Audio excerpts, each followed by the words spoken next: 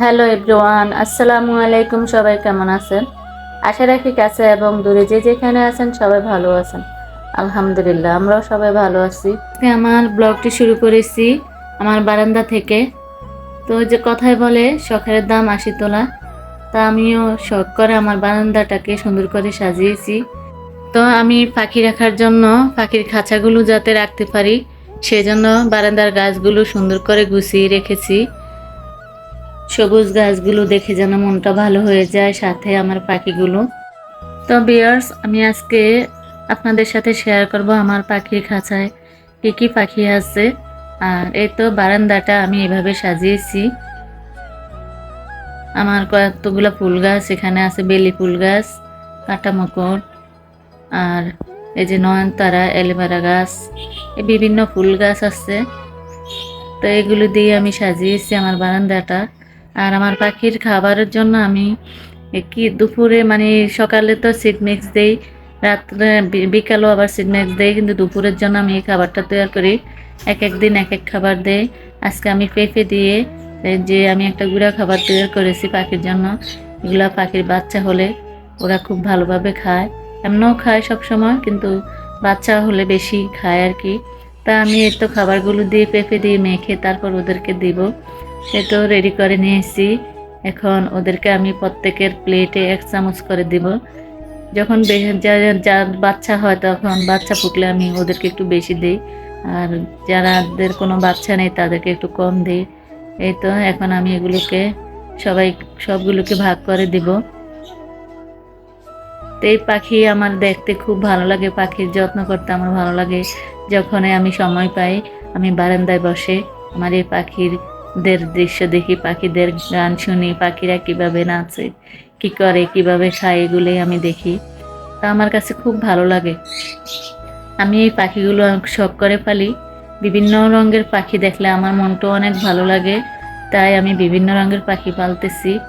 তো আমার মতো কে কে পাখি পালতে পছন্দ করেন কমেন্ট করে জানিয়েন। আর এই তো আমি পাখির খাবারের তালিকা ৭ দিন কি কি খাওয়াবো সেই তালিকা লিখে রেখেছি।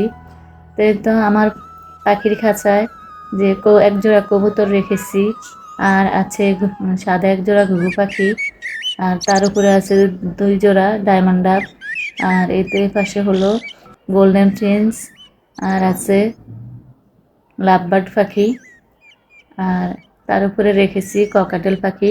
ককাটেলের একটা বাচ্চা ফুটেছে, আর আরেকটা ভিতরে আছে, একটা বাহিরে। আর এই যে কুনুর পাখি, তারপর এই যে এখানে আছে লাভবার্ড, ওই পাশে আছে জাবা। তা আমি এই পাখিগুলো পালতেছি, তা আমার কাছে খুব ভালো লাগে এই পাখিগুলো পালতে। তাই আপনাদের সাথেও আমি শেয়ার করলাম আমার পাখিগুলো আমি বারান্দায় কিভাবে রেখেছি। এই যে একটার উপরে একটা খাঁচা রেখে তারপর অনেকগুলো পাখি রেখেছি। আর আগে আমি কবুতর পালতাম না, আমি এখন শখ করে এক জোড়া কবুতর এনেছি। সবাই দেখি কবুতর পালে সেই জন্য। আর তো ভিউয়ার্স, এই তো বিকালের নাস্তার জন্য আমি চিকেন মোমো বানিয়ে নিচ্ছি। তো চিকেন মোমোটা এইভাবে বানিলাম। তো অনেকেই পারে, আমি হয়তো সুন্দর করে পারি না, যেভাবে পারছি আপনাদের সাথে একটু শেয়ার করেছি। চিকেন মোমোটা এই যে ভাজটা এভাবে দিচ্ছি। অনেক সময় ভিডিও করার সময় দেখা গেছে সুন্দর হয় না, আর এভাবে করলে অনেক সুন্দর হয়। যাক, নিজেরাই তো খাবো, আর আপনাদের সাথে একটু শেয়ার করলাম। তো চিকেন মোমোটা অনেক মজা হয়েছে, খুবই ভালো লাগছে খেতে। তো অনেক সময় লাগে বানাতে, কিন্তু খেতে বেশিক্ষণ লাগে না, অল্প কতক্ষণেই খাওয়া হয়ে যায়। এই তো ভাজটা দিয়ে ফেলেছি। তো কয়েকটা ডিজাইন করা যায় এই চিকেন মোমোর। এই তো ডিজাইনটা করা হয়ে গেছে, আর বাকিগুলো আমি বানিয়ে নেব।